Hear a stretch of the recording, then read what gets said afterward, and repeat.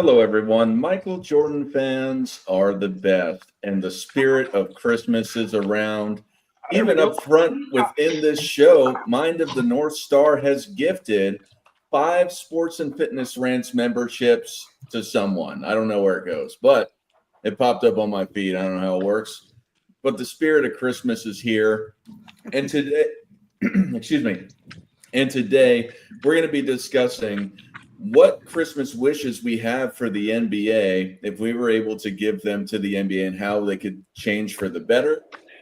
But first, before we get into that, and I think everyone agrees that some Christmas wishes need to be brought to the NBA because I think they're 40% down from 12 years ago in respect to ratings. Anyway, besides that, let's welcome the guests here. NMB Sports, how are you today? I'm doing good. Glad to be here as always. How about you, Robin? Sports and Fitness Rants. The Santa Claus came to town for your channel earlier. Yo, much respect, man, to whoever that was. Thank you very much. Like I always tell everybody out there, man, I am truly, truly humbled by all the support, man. Anyone out there, man. I already see people in the chat and the comments already going crazy, man. So much respect to everybody that's already joined the show. Once again, guys, I'm happy to be with you guys as usual. My man Scap is in the house. You know, Nick is here. My man Dart. We got Stream. We got the Czar of video footage. My man AOH. And you guys know the deal. Let's roll. We've got Steam Engine, also known as actually on time today. How are you, sir? We talked about this. I am to not follow Robin. I'm well. I'm warm. Happy holidays, everybody. Happy to be here. Awesome. We got AOH. How are you, sir? Oh, I'm great. I finished my second jog, showered, and had breakfast during that countdown. Nice. And then we got Scappa Jack. How are you, sir? That means shorten it. Yo, what's up, Dart? What is up, panel? What's up, all of the viewers out there? Merry Christmas, happy holidays to everyone watching and all of you guys. Looking forward to on here and trying to dole out some Christmas wishes. Dart, real quick though, that's 48% down in viewership since 2012, and 25% viewership just from last year. So they definitely do need some Christmas miracles here to save this league. And before we get into the topics, we've already got a super chat. And please, if you're going to super chat somebody, address who it's going to. But Vacation Wealth Partners super chatted somebody, I just know it wasn't me, saying Merry Christmas. Merry Christmas to you, Vacation Wealth Partners. Merry Christmas. Hey, Dart, real quick, can you please highlight the comment that says, Scat, please sleep with my girlfriends and all future arrangements? Oh, my God. Can you just leave that up there, please? Thank you. Oh, there you go. There it is. Okay. DDHD. All right. There we go. Oh, there's another super chat. What is going on out here right now? Nice. Man, I should be streaming today. People are in the Christmas spirit. The Republic LLC says LeBron James already surpassed Jordan since 2012. I don't think so, but thanks for the super chat. Is that Nick right? Probably. I think he might be the only one that believes that. I was about to say he's the only one that makes that comment with frequency. Yeah. But let's start with Jay since you corrected me on my wrong numbers. What is the Christmas wish you have for the NBA? Yeah, I didn't want to drill too far into that correction, Dart, but just real briefly before I unravel this Christmas wish. The 25% reduction in viewership is across the 4 main platforms that air NBA games nationally. That would be ESPN, ABC, TNT, and NBA TV. And if you right now through the quarter point of this season, if you look at it, all national games are averaging 1.4 million viewers per game. If you look at the overlapping platforms and the WNBA games that aired in the regular season and playoffs, those networks saw 1.2 million viewers in the WNBA games. So when the WNBA is closing in rapidly on the NBA product, there is some massive issues and some really, I'd say, monumental changes that need be made. So I'll just before I talk about any specific ones, which we can drill into all of these maybe individually and pinpoint, but I think the overriding factor that we have to look at is who has really presided over the destruction of the NBA. You know, the head coach always gets the lion's share of the blame, and the great player gets the lion's share of the blame when things go awry for a specific team. So I think you really have to look at the top at the leadership. I'm being completely legitimately serious here. I hate to see anyone lose their jobs, but Adam Silver, he has to go. Like the time is here. The time is now. They need a shift in leadership and just someone that comes in and starts seeing things differently, seeing the league differently, trying to address these underriding issues, which are really plaguing the NBA. And, you know, the 3-point line has caught a lot of the ire from the national media, and even former players are talking about, you know, the amount of threes being taken. But the problem today goes well beyond just how many threes per game we're seeing, which it's 37.6 right now, which is up nearly 3 just from last year. It was 35 last year. And if you go back 15 years ago, it was only 22. And I'm sorry, if you go back 10 years, it was only 22. So a reduction of 15 from today if you go back just 10 years. But at its core, and I'll turn it over, the NBA has a significant competition problem. Players don't want to compete like to get championships, really. They don't want to compete on a nightly basis, at least on half of the floor. So you really need to drill in and figure out what can be done. How can we change it? It's not an easy answer. It's a complicated question. But I think it starts with the change at leadership, which would be Adam Silver. So your Christmas wish is that Adam Silver is replaced. Yeah, I'm like Scrooge here, wishing for people to get fired on Christmas. He'll be all right. The difference is your heart's in the right place. We got quite a few more super chats. This is like the Karthik Shankar, the Tiger. Again, they don't say who does it, but thank you for the super chat at 199. These Laughs says, thank you for your work, everyone. The only ESPN I watch is on SCAP Clips. I'm assuming this is for SCAP. You have anything for them, or?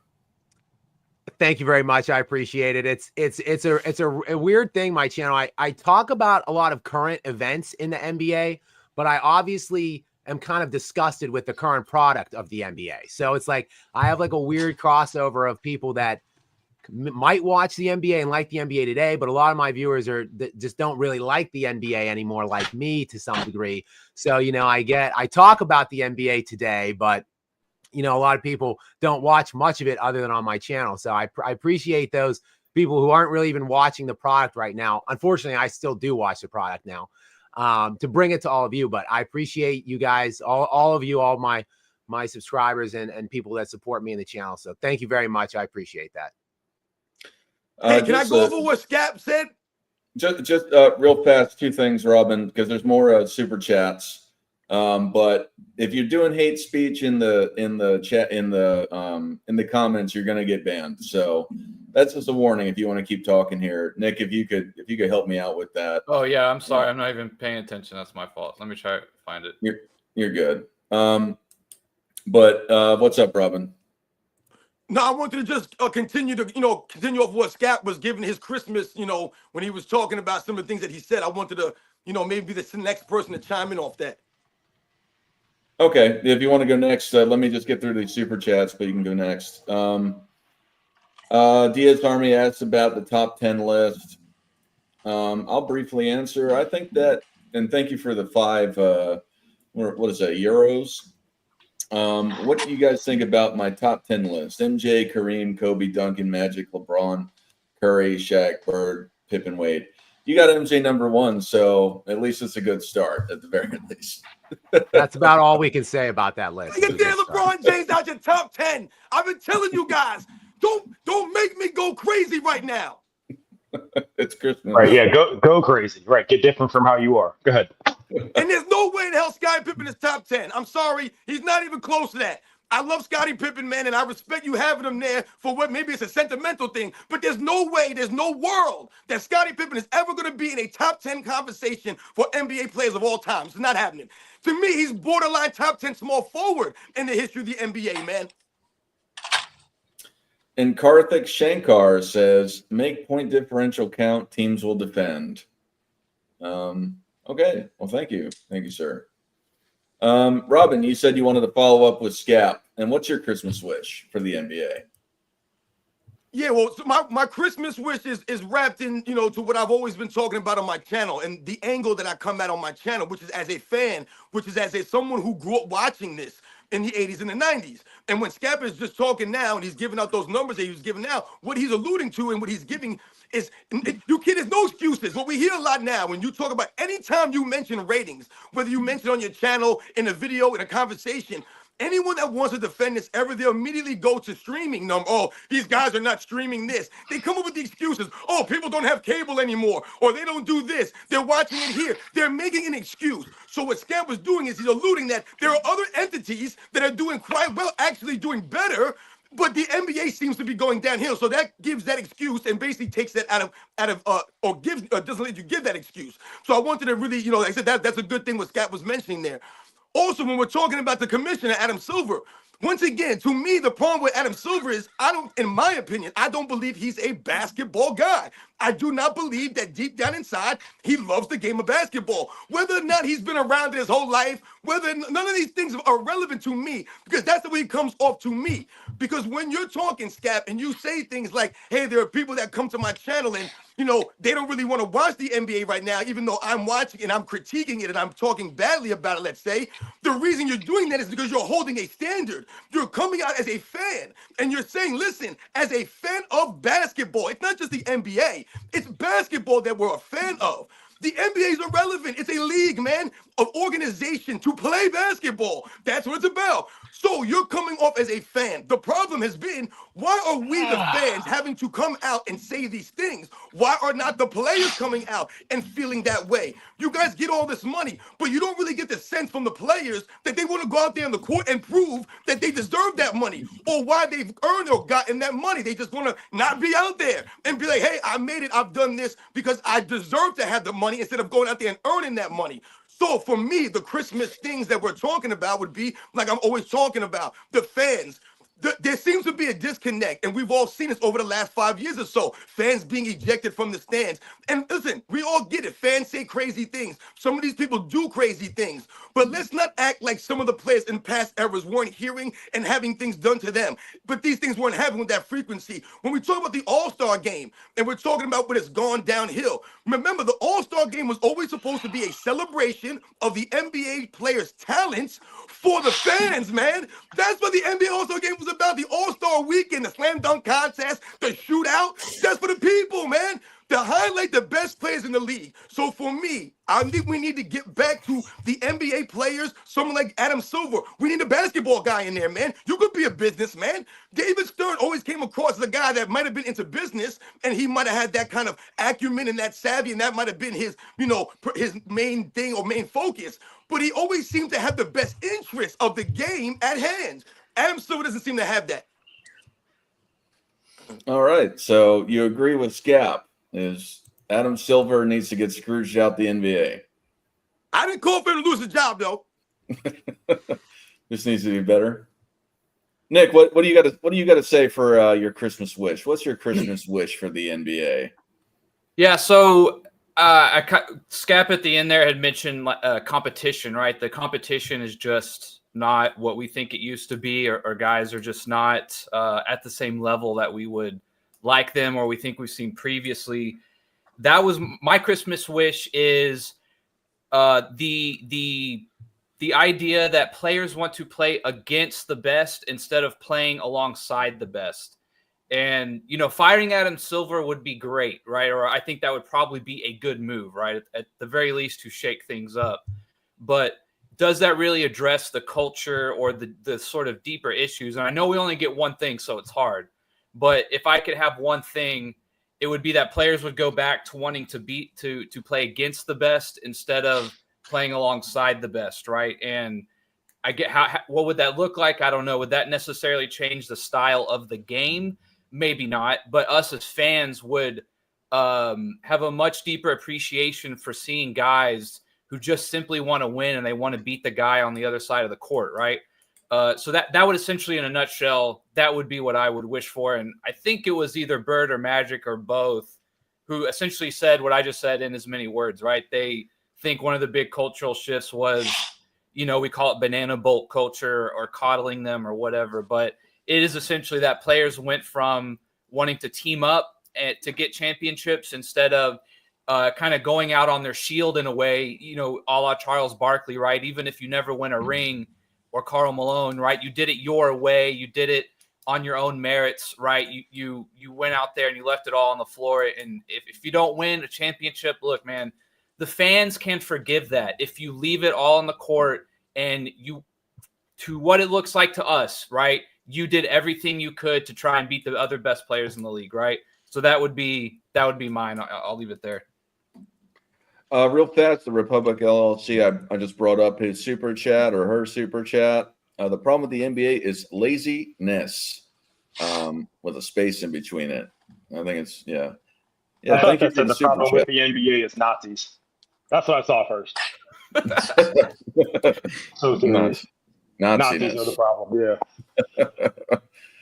Yeah. Speen, what's your Christmas wish since you spoke up? I'd like to see opposing views on coverage of the game. When I was growing up, I had Pardon the Interruption and Around the Horn, and that's it, right? And those guys would, at the very least, argue a point, even for the sake of ratings, and that's no longer a thing. It's not even a LeBron or a Lakers thing. There's just no, I guess for lack of a better word, parity in terms of coverage. Even when you talk about how social media covers the league now, I mentioned this a couple weeks ago. You'll see posts about players like their bench celebrations, right? Or like someone will do some dance I never heard of after hitting a free, with 6 minutes left in the first quarter. Like these nothing highlights that continue to just be highlighted. I'd love to see some actual real coverage that A, covers the game, but B, offers some kind of pushback. I haven't seen that with any sport, or no, I shouldn't say with any sport, with any team, outside maybe the Knicks. But other than that, it's everybody just agrees, and I don't understand how their ratings last, even on Inside the NBA, which was the last bastion to me of decent basketball coverage. All those guys, other than Charles Barkley here and there, still kind of ride the fence, and it's kind of embarrassing to watch. Because 5-6 years ago, I don't think they would have, been on the same side like this. I think there would have been legitimate conversation. AOH, what's your Christmas wish? Hey, I wish Nick would stop having terrible takes. Not going to happen. He's not part of the NBA. Sorry, I didn't put that part in there. Well, Robin mentioned something about Adam Silver being a businessman, and I wonder if Adam Silver truly doesn't understand competition, the attraction of competition, having never gone through it himself.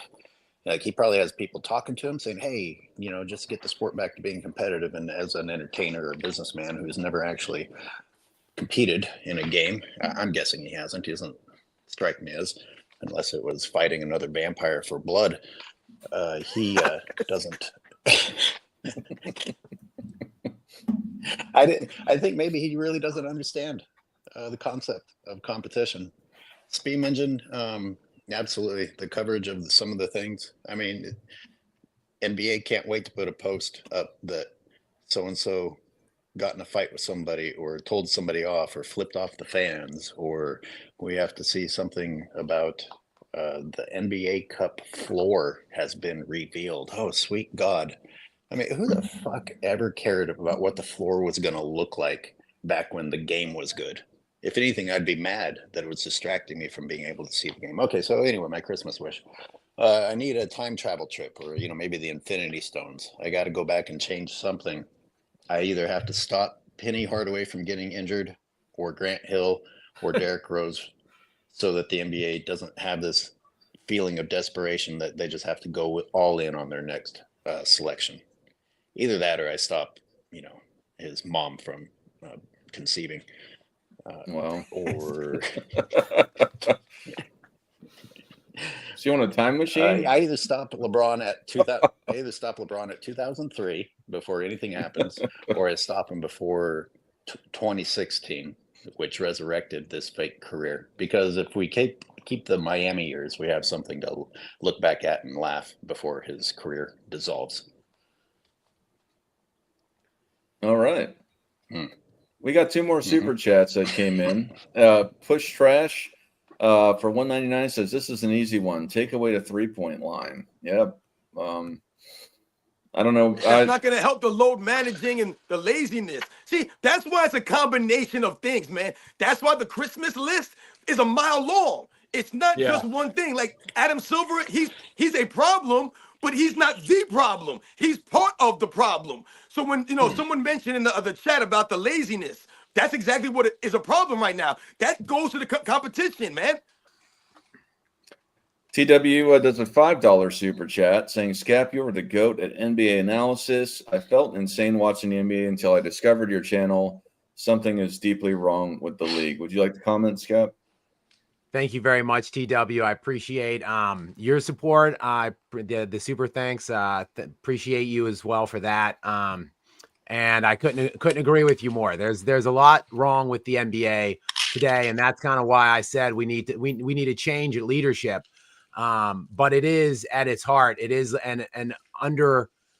there's a current of just I think it's a societal, a generational, whatever it is that you want to say. There's a shift of the way fundamentally young people are looking at just competing in day in and day out tasks. And it's just permeated sports products as well, none more emphatically than the NBA. But the NBA league offices did kind of help along the way. So I think really the NBA's desire to enhance offense and increase scoring was really like half of the equation. And then LeBron James being the best player of his era, so to speak, breaking the competitive balance of the sport and making it acceptable and even trendy to team up with the best players in the league. Like those are really the 2 main factors that I see at issue here. But the league offices started us down this path of defensive removal from the game.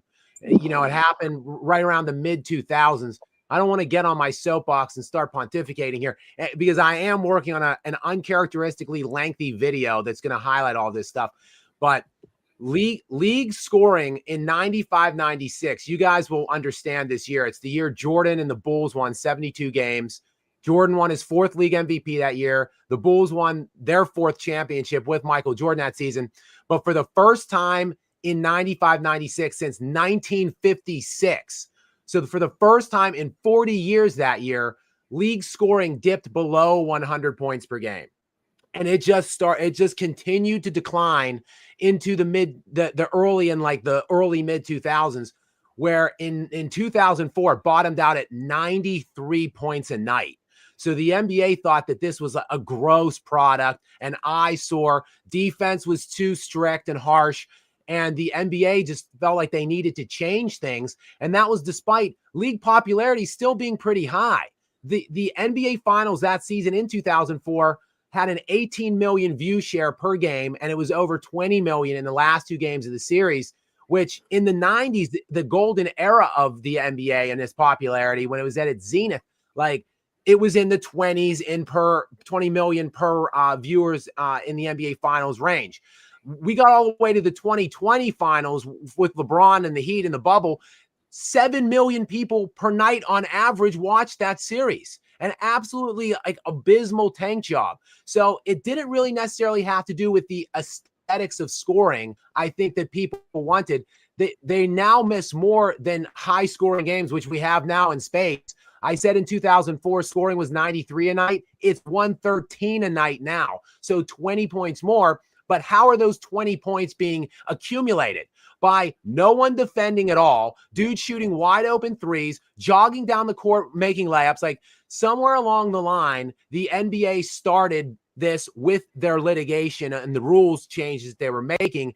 And it just kind of coincided with the younger generation of players coming in, not wanting to defend anymore. There are ways to fix it, but it won't be done overnight. And it's going to be a struggle to do it. It's going to take years to repair. It took years to break. It'll take years to fix.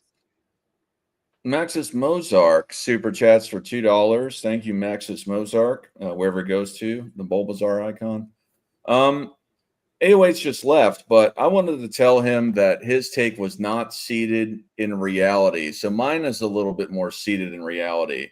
So my Christmas wish is to give Adam Silver his wish and then go and bring Steph Curry and LeBron James back about 15 years in the past. So we're trying to keep the same history, but we're trying to de-age them back to into their mid-20s. So because that's what Adam Silver wants, is he wants to keep pushing LeBron James and Steph Curry and Kevin Durant as if they're the new up-and-coming things like they were, 10, 15 years ago.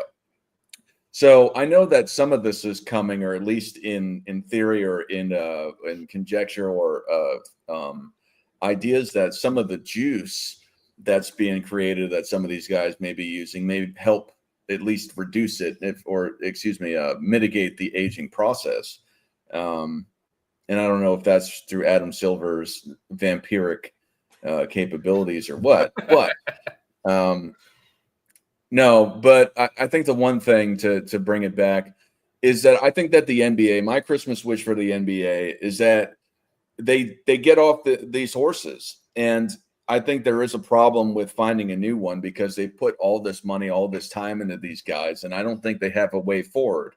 When you keep selling that the next, in which they have been doing ever since LeBron came in the league, is that the next rookie is going to be the next GOAT of the league. And then it doesn't pan out with the Zion Williamsons, the Ben Simmons, all of that. What are you going to do? If you keep failing and you keep presenting it, just because it worked with LeBron James doesn't mean, in respect to how well he did in total over his career, doesn't mean when you say it every year, you lose a lot of the punch behind it. So I think that they need to find somebody and find a better way to promote the young league talent. That's my Christmas wish for the NBA, is to be able to sell the new guys better. Can I make two quick comments? Yeah. First, AOH was definitely taking a piss while Scap Attack was using words like zenith and litigation. So I just want to point that out. Second of all, shout out to whoever said Nosferatu Silver. That's great. Thirdly, I'm seeing a lot of Jokic talk. What do you guys think it would take to make Jokic actually marketable? And you can't say change his race. His personality. Well, I mean, I actually really, man. Yeah, that's what I was going to say. I was actually going to go the other way. I think if you're white, it helps you in many ways, and because you're such a unicorn like Larry Bird in a way, I think it actually works for you. I think his problem is that he's European, which I know that might be hard to dissect for some people, but I already broke it down. It's definitely because yeah. Like someone like me, I didn't know that. Yeah, even for me, like it's hard for me to identify with Jokic in many ways, right? Even Luka in a lot of ways, right? It's just a different culture vibe there. But yeah, like I think what Robin said, like his personality, he's like Dirk, like Dirk just didn't want to be that guy all the time, or maybe a lot of people passed up on him, but he's just a hard guy to market, like, are you going to make some funny, like racing horses commercial about him? Or, he just comes off so nonchalant about the league, which is why people like him. But I don't know. I think that one would be a hard sell. I think Nikola Jokic could be like an Eli Manning. Because Eli Manning, to me, if you think about the NFL, Eli Manning doesn't really have like the personality of maybe Peyton Manning, right? But Eli Manning has a certain swag to him because he's able to make fun of himself and be goofy and still be, like I said, marketable in that degree, right? And be funny. To me, Nikola Jokic has a funny side to him. You've seen the things that he does. He's kind of goofy like that. But the thing that you said is that he's European. So the things that he's into, the horse racing, things of that nature, people here are not really into that in that big of a degree. So, but the problem really is being the NBA could push Nikola Jokic. They could push some of these other guys. But when you turn on the League Pass advertisement, they have LeBron James on there. Why the hell is LeBron James on the league pass thing? Who gives a damn about a guy in year 22, man? Why are you still promoting this fool? You know what I'm saying? You could market Victor Wembanyama. You could market Luka Doncic. You could push those guys. Are they necessarily going to be in commercials and have that kind of swag like some of these other? Are they going to be Charles Barkley or Shaquille O'Neal or Michael Jordan in commercials? Absolutely not, because those guys have the charisma. They have the swag to be out there. But you can still market Nikola Jokic. I think the fundamental problem isn't even the NBA's lack of desire to push this guy. I think it's his organization's lack of ability to surround him with a quality second option. Oh God, Scap, come on, man! How do you go to that? Now wait, hang on now. The man's got Stay 3 with me here. MVPs. You Stay can with me market here. a 3-time MVP regardless. He's a champion. Don't Stay bring up with me Jamal here. Murray. Come on now, stay with me. all the time. My point being this. Look, I understand the context of the history of the NBA. Okay, I do. I understand the historical trends of teams in the past before my time, before I was capable of really, I wasn't even really alive, but I'm able to like study and understand what's happening. I know that the Celtics in the 80s and the Lakers in the 80s essentially were kind of super team-esque. While they were built more organically than the super teams we've seen today, they were absolutely stacked. In my lifetime, in my individual lifetime, Robin, let me explain this to you. I see you with your head in your hand there. Let me break this down to you, though. The 2 best players of my life of watching the NBA is Michael Jordan and Kobe Bryant. Michael Jordan never won anything until he got one serviceable annual All-Star in Scottie Pippen. Then he couldn't be beaten. Kobe Bryant won 3 rings early with one All-Star guy in Shaq, then couldn't win anything. Then they got him one serviceable perennial All-Star in Pau Gasol, and he couldn't be beaten. What the NBA fan base likes most of all is winners. Nikola Jokic is already the best player by a wide margin in the NBA today. The margin is as big to me as it was when Michael Jordan was in his prime. That's how much better Jokic is than the field. But like Jordan couldn't win anything until he got his one serviceable All-Star in Pippen, Nikola Jokic is in year 10, and he has never one time played with a single All-Star. He just simply doesn't have it on his roster. Therefore, he will not be a dynastic level winner. So if he's got 3 MVPs, he likely will have 4 at the end of this year. But if he only has 1 championship, really not a lot of fans are going to identify with that or be able to say that he is an all-time great player. If you get him one guy, he's either failing with one guy, and then we can criticize him legitimately for failing with one guy, or he's going to prove me right and just win every year when he has one guy. But until he gets it, it's uncompelling to watch. It just is. It's not fun to watch a guy drop 56, 15, and 8 in a game against the worst team in basketball on a 16-game losing streak and that not be enough. Like, the best player in the world scored 56 points, 15 rebounds, 8 assists on like 60% true shooting, and they lost to a team that had lost 16 straight games coming into it. It's not compelling. How do we market Jokic better? Let's fire Calvin Booth too. I'm handing out all the pink slips today, all right, or whatever you get when you fire someone. Adam Silver, out of here. General manager of the Denver Nuggets, Calvin Booth, out of here. In fact, I would like to just put myself in the running. Scap Attack can do it all, baby. I'll be the commissioner of the NBA, and I will be general manager of the Denver Nuggets. I'll get both these ships righted immediately. So real fast, Ticket TV was asking for the link. I don't know if y'all are interested in having them join the panel. And then, Uncut Hoops was saying that, can you believe how many people think there's not a problem in the NBA? And then that's also what. So like I was listening to some people and they were trying to, again, like you were just saying, they don't want to admit there's like an issue. And so they're trying to make all kinds of excuses. The only excuse I could think of that's serviceable is that in today's like media and ESPN apps and Twitter and all that, if you miss a game, right? Well, in 15 minutes, I can watch a podcast, look at the box score, and get the highlights, right? And I think if I had, again, you guys know me, Mr. Devil's Advocate and politically correct, right? I would say if I had to be on the other side just to give a little pushback, that was the only one I heard that was like, that is true. I could see that. I do that a lot, right? I just watch the Mavs podcast, the box score, and the highlights. And in less than 30 minutes, I've got the whole game summarized essentially, right? So I just want to throw that out there, I guess. What's up, Ticket? How are you today? Oh, it's a pleasure, man. I seen my boy Scap Attack up here, and I have something I want to speak to him about that he's been pushing for a while, and I want to know why he pushes this narrative about Jokic, but he praises guys like Kobe and Mike and these guys who actually played on both ends of the court. But then he says that Jokic is the best player in the league by far. It's not the margin is wide, which I totally disagree with, because a guy who doesn't play defense, how can you praise a guy to this level, then criticize the help he has? But then that's what you turn around and do to LeBron James. You criticize all LeBron James fans, say all they do is cry about the lack of help. But then you turn around to Jokic and you criticize Jokic's help. Jokic doesn't complain about his help. Michael Jordan never really complained about his help before Scottie got there. He just played. Guys just balled out. They bought their games. But guess what? They played on both ends of the court.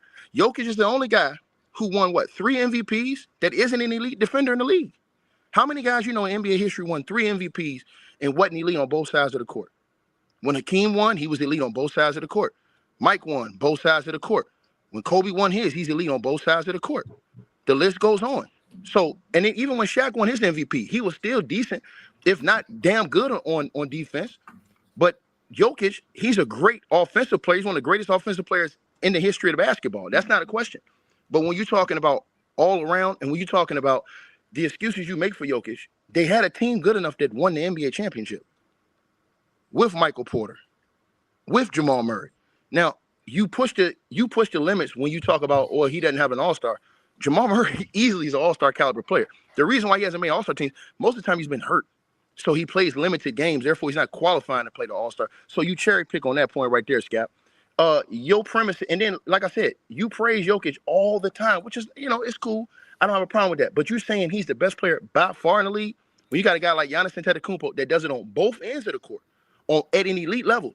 Not only leading the league, and then doesn't use the 3-ball, isn't shooting good at all from the free throw line, but his assist numbers have went up. He's this year, his rebounding is through the roof always, and his scoring, well, that's just elite to be a guy who doesn't have a lot of moves. So the excuse that you use for Jokic, that's the real problem I have with your argument, sir, because you can't praise these other all-time greats who laid it on the line on both ends of the court.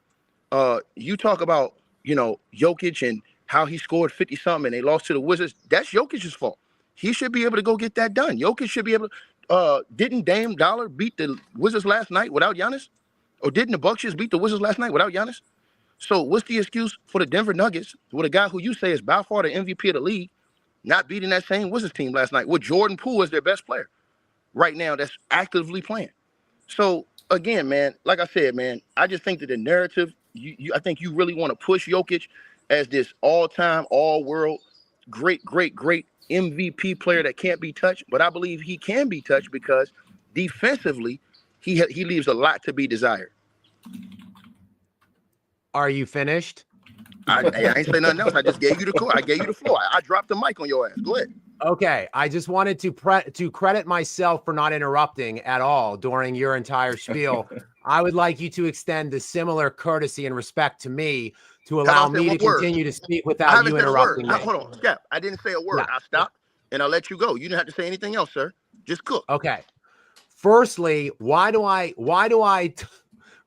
credit Jokic, defend him, and attack his supporting cast while I go at LeBron James for repeatedly inferring that he does need more help, repeatedly going to other teams to get more help?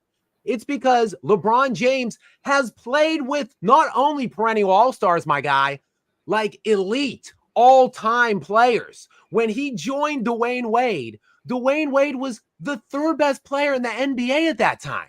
Kobe Bryant was the best player, LeBron was the second best player, and Wade was third. Wade came off a season before he and LeBron joined up that previous year. Wade was first team All-NBA.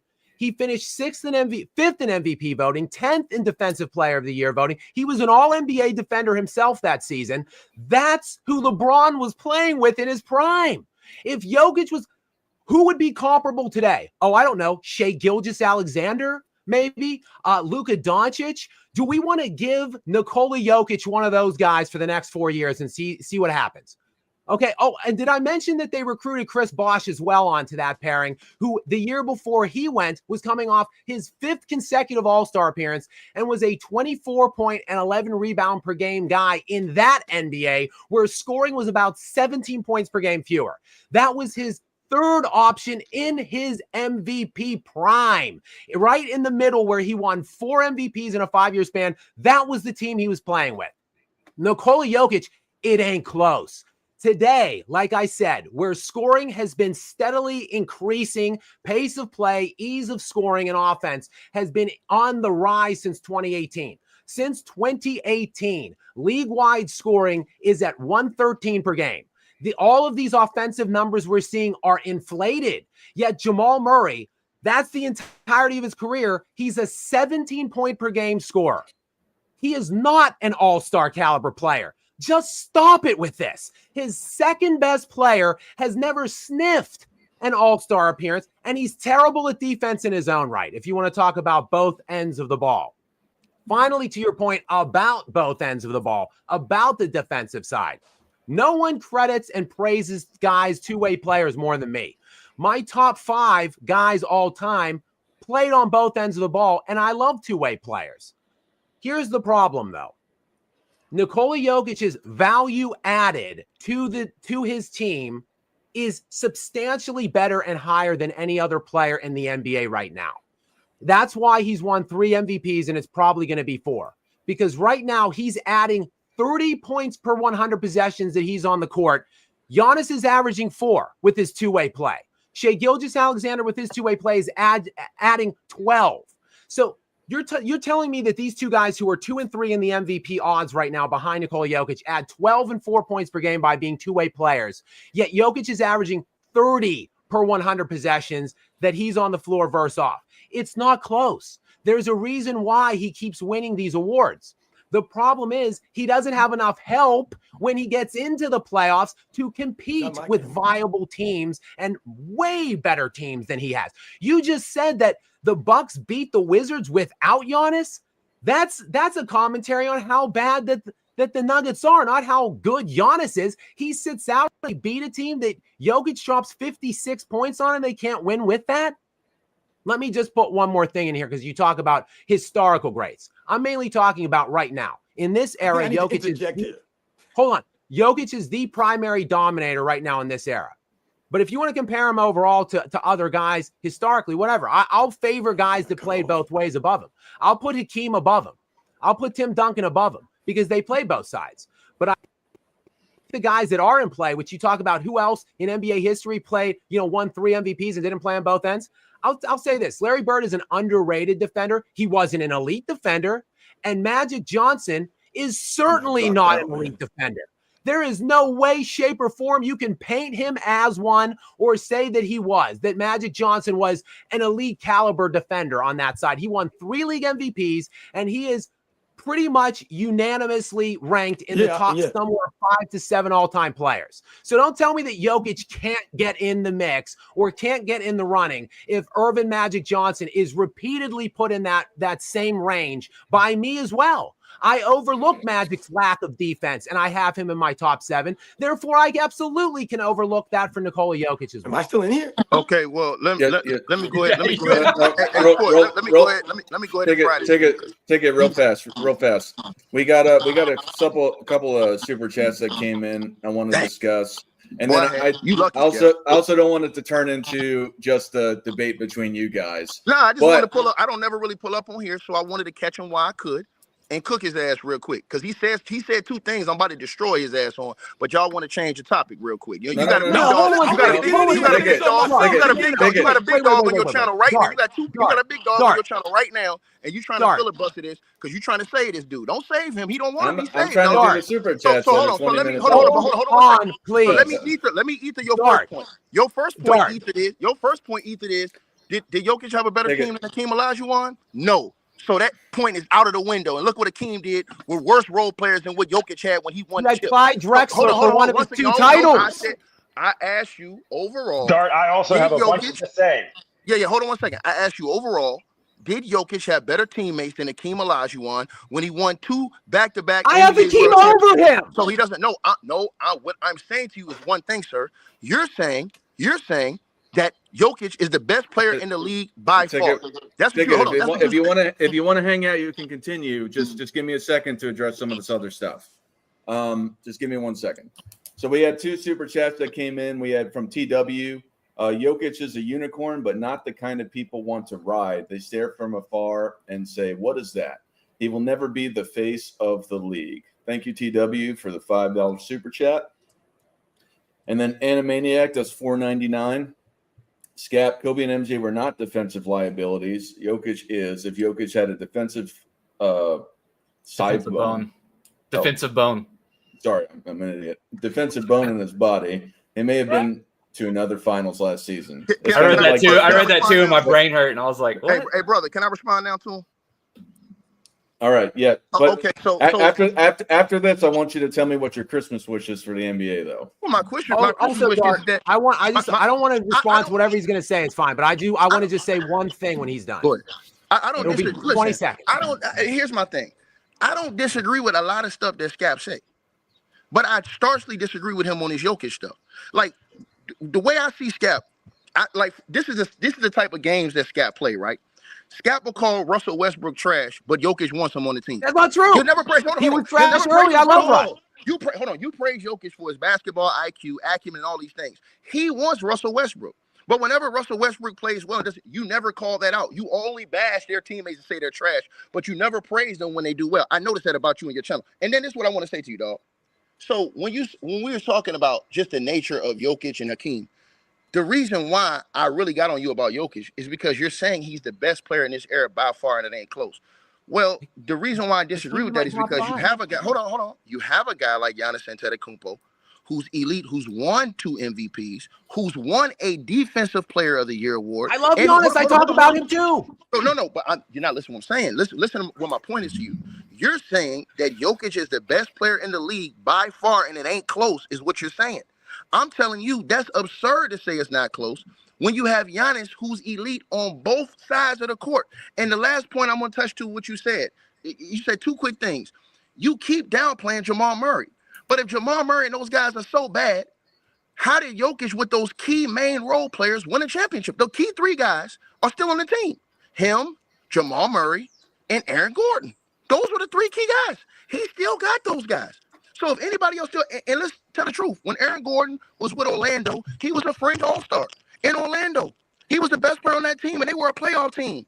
So let's just be honest. So when you're saying that, and then you got a guy like Jamal Murray, if he doesn't level up and averaging damn near 28, 29 points a game in some of these series in the playoffs, and then playing at all-world God level in the finals, you understand what I'm saying? And in the Western Conference Finals, when he's the one that comes through in the clutch and closes the Lakers every single time when y'all playing them and all them games come out of stretch. You have to give that credit. That's all I'm saying. You down these dudes like he's playing with scrubs, bro. And my only thing to you is this. No, Jokic doesn't cry about his teammates. He doesn't do the stuff about LeBron James. I agree with you on that, dog. That's not where we part ways. Where we part ways is where you talking this, oh, he's the greatest and it ain't even close and this and the third. It is close, bro, because I'm going to tell you something. I can rival what you're saying, and I can even say, hey, man, him and Shea got similar teams. And Shea be having that team #1 in the West. And Shea's not a big. And last thing I'm going to get to you, I'm going to get a mic back to my brother, MJ fan. Bro, a part that you have to look at, Scap, that I think you overlooked too, is Jokic is playing in a guard, jack him up 3-point era. He's not playing against real elite big men on a night-to-night era. Guys like Hakeem and them guys were. These dudes were all world level against all world level. Who's Jokic? Hold on. Who's the top 5 centers in the league in this era that Jokic is playing against? That's all I'm asking. I'm going. Here's this won't take long, Dart. Here's the thing. It's fair to say not by far. To me, though, Giannis, I love Giannis. I have no pushback on Giannis. The reason I respect Jokic and Giannis so much is because these guys have been in garbage ass, tiny, minuscule markets with cheap ownership for over a decade each. Neither of them have left. Both of them have won titles. They each have one title. If you want to say whichever one had a better team in the title they won, we can Giannis has had Giannis has had a plethora of all defensive caliber teammates. Jokic has never had that either, by the way. So, like, does he not play good defense? Fine. Steph Curry's a terrible defender. The one thing but I they want to say surrounded real brief, Steph Curry if I with can, great defenders. I think The we're Golden missing a State point Warriors on were here, and I always think a what my top man three Scap, he never net talks rated about this defense stuff. when they were winning. So It's the Steph Curry's competition another that we mentioned example of a earlier. guy who isn't a defender. I Scap, can't hear anybody. We love you, Scap, but stop downplaying Jokic's teammates, bro, and give them other dudes credit. Jamal Murray's garbage. He doesn't, as great as he, no, he's not. Because if he's garbage, if Jamal Murray's garbage, why is the team not playing well when Jamal Murray doesn't play well? Jokic is playing all-world MVP, by far greatest player in the game level. So if he's playing that great and you still getting your ass kicked by the Wizards, man, why aren't they winning games unless Jamal Murray is balling? You know why? Because Jamal Murray is a key player on that team, and that team Jokic needs a second player. You know that. Because Jokic needs a second player. Ticket, what's your Christmas wish for the NBA? What am I saying? Listen, you said what's my wish? Your Christmas wish. If there's one thing you could change with the NBA. I agree with Cap on probably like 90% of the stuff he say. Just the other 10% is Cap. My Christmas wish is that they'll go ahead and get LeBron James and Bronny the hell out the league. That's my Christmas wish. That is what has destroyed the NBA. That has destroyed the National Basketball Association, is that those two guys are in the league. Because now you have foolishness going. Now you have it's more of a gimmick, and people are seeing through it. People are stopped watching the game because we've actually gotten away from great basketball, and we've gotten to just a freak show, man. And nobody wants to see that, bro. Where you're just jacking up threes. The media is all sold out to these guys, man, and it's sad, man, what they've done to the game, man. I wish that they would, make the adjustments they need to make and get these type of dudes out the game, because it's too much new talent in the game that we should be praising and saying that we're not at this level where we're at right now. So that is where I'm at with this thing, man. And that's how I feel about this whole situation, bro. I appreciate it, Ticket. On a sidebar, your mic, I don't know if you're on your phone or something, but it's all scratchy. I don't know if where you're calling in from, but it's super scratchy. If you want to hang out, you can. I appreciate you calling in. I'm going to read a couple more of these super chats. Start real quick before Ticket leaves. I don't want to even debate about basketball. When the first appearance I made on the show, after that, on your show, the first appearance where Gilbert Arenas, where he showed up, and it was the 3.5 hour show. Ticket was on here and he was fighting with me about Jokic. Then you texted me and Ticket that day, the day of my first appearance. You sent a direct text message to me and Ticket, and you were trying to set up a debate between me and him on Jokic. You and I exchanged like 10 text messages each on that chain. He never once responded. So I just want to say, like, him to come on here now with a panel of like 4 or 5 other people when we're trying to get other things, and him say, I'm about to come on here and cook you. Bro, you ghosted it. You had the opportunity and you ran away, and he just dropped out. You're a coward, Ticket TV. You don't cook anything, my man. Just scurry away back off the channel and then vanish into nothing again. Thank you. Get in there, Robin. Robin, go. Robin, go. I think he might be on a delay too. Robin, can you He hear was us? on a delay earlier. Yeah, I think his All I hear audio is you. I don't hear settings anybody else. I only hear you. Oh wow, that's Of course, weird. to finish, you can't hear. You That's what can't hear I'm me. saying. Or that. As I kept asking, can you guys hear me? I hear nothing but you. Oh Oh wow. wow. That's See what weird. happens. Everyone when else- it comes on here. Everyone else can Chaos. hear each other, right? I can hear everyone. Yeah. Okay. I would try to just come in and out real fast if you're down for that, Robin. Maybe that'll fix it. I don't know. I want to hear his take. All right. Yeah. All right. Let me read through some of these super chats. Scap is overrating Joker. Ticket is underrating him slightly. $5 super chat. Jokic is Larry Bird. He's not the best player by far. He's one of the bright stars. So I think Larry Bird was the best player for like a 6-year span in the 80s, but I'll let Robin go. And I just have something quick to say after Robin goes. Robin, can you hear everyone now or just me still? I don't know. Everybody say something. Test. Check. Yeah. I think I'm back in the testing. Jokic, 1 Stop 2 1 2. punching Jokic, your- not enough help. Camera, 3 Robin. 4. Can Stop you hear punching that? Your camera. Robin, let me run through these super chats and then if you want to put it on them. Man Down Sports. Thank you, Man Down Sports. You should come back on the channel sometime soon. Jamal Murray isn't an all-star for the same reason Brunson wasn't while playing in Dallas. Jokic and Luka do too much. Thank you. We can thank look you, at what Mel. Murray does off with when Jokic is off. We can look at that very easily. Story Game says, I'm confused at Scap's point. So Jokic is so great at offense so you can excuse his lack of defense. Quite frankly, yeah, that is just about my point. But I think Jokic is he's not a great defender. Just like Magic was not a good defender at all. Steph Curry was not a good defender at all. Those two are never criticized for being poor. Luka Doncic isn't a good defender. But like these players are never criticized like Nikola Jokic. He is more serviceable than people want to admit. And these laughs does 10 Canadian dollars. Same symbol, just with a CA in front of it. Defense is all effort. LBJ doesn't have it. With Steve Nash a defensive stopper, Jokic can be a good defensive player by being in position and keeping teammates in position. And then I want to say thank you again, Ticket TV, for calling in. That was a Christmas wish in itself. Yeah, thanks, Ticket. Great having you. Robin, I know you wanted to say some stuff about the whole Jokic thing. I don't even know if I have the energy right now to even begin again.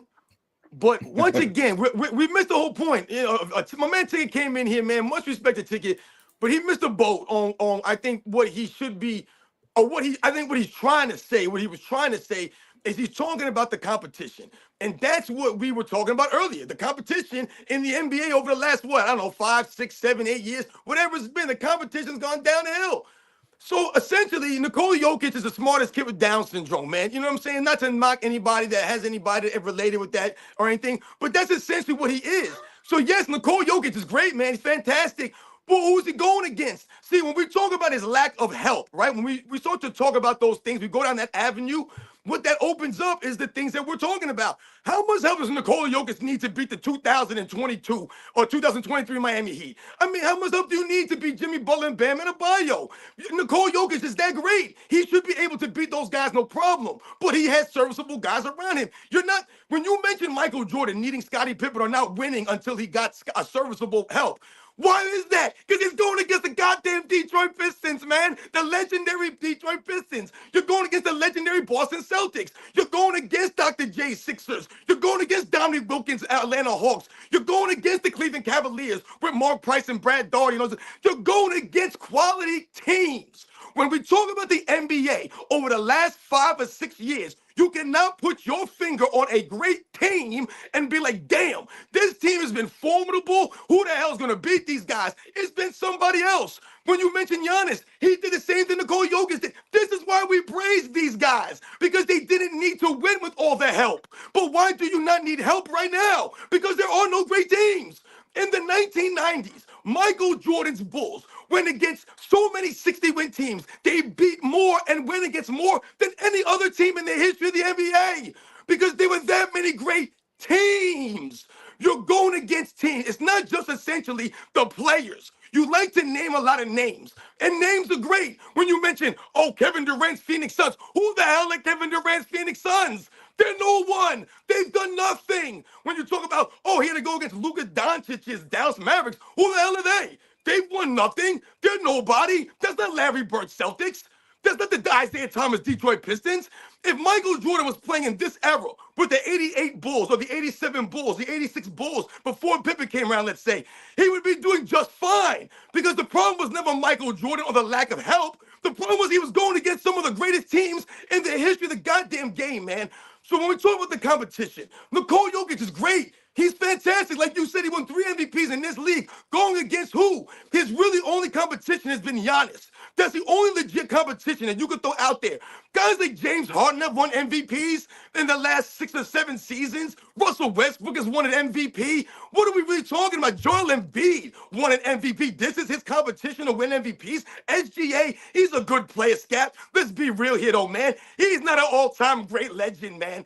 So when we talk about the competition, that's the problem for Nikola Jokic. That's a problem for him. It's not that he could do about it. It doesn't take away from his game and what he could do. When I've talked about Nikola Jokic in the past, I've always given him props, and I've always said he could play in the other eras because of his mental toughness and his physical toughness and his overall game. But when we talk about what Tiki was alluding to, the defensive end, we got lost in the weeds with defense.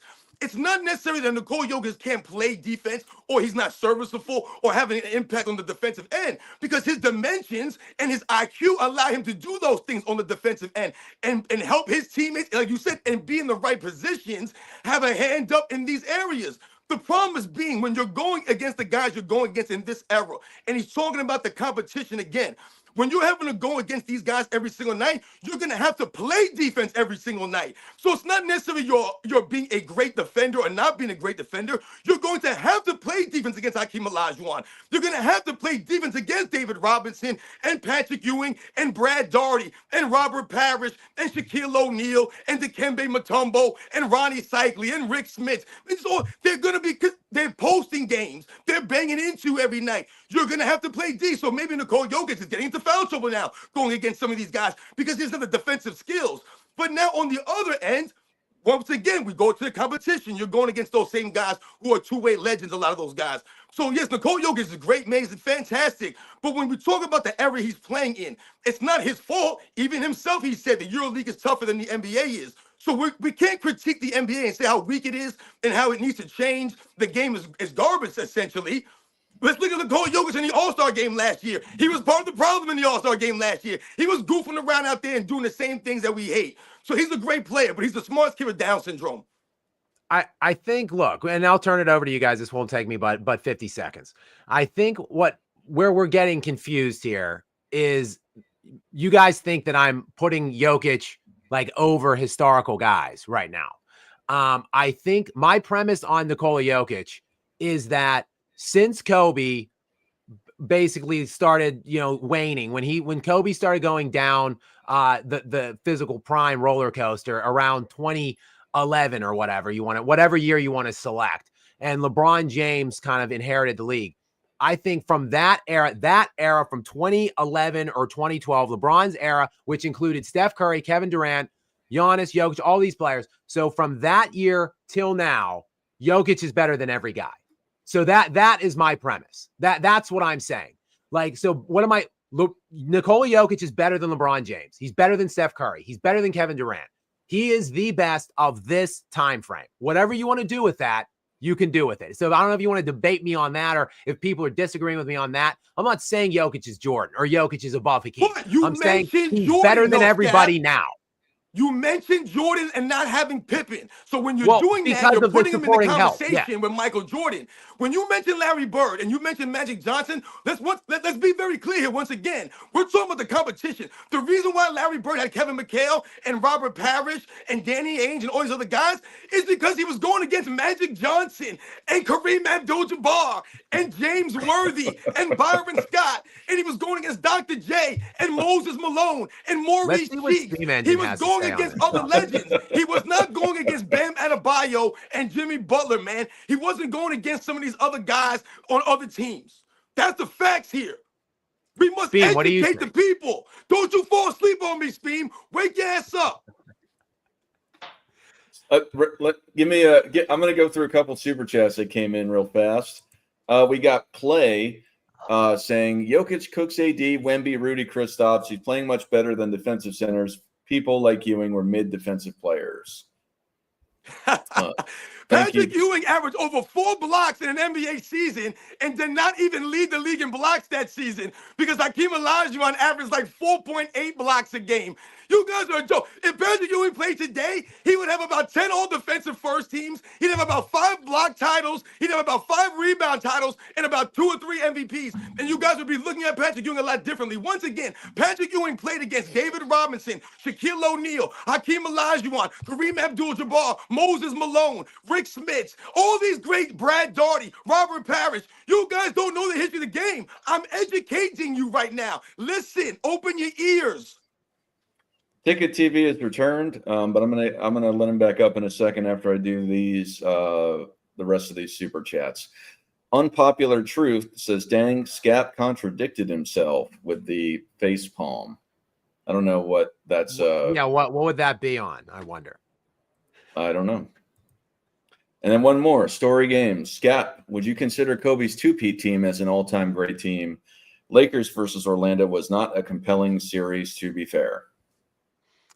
What, the Lakers two-peat team to be an all-time great team? No, not at all. I don't think that Lakers team was an all-time great team in any capacity, way, shape, or form.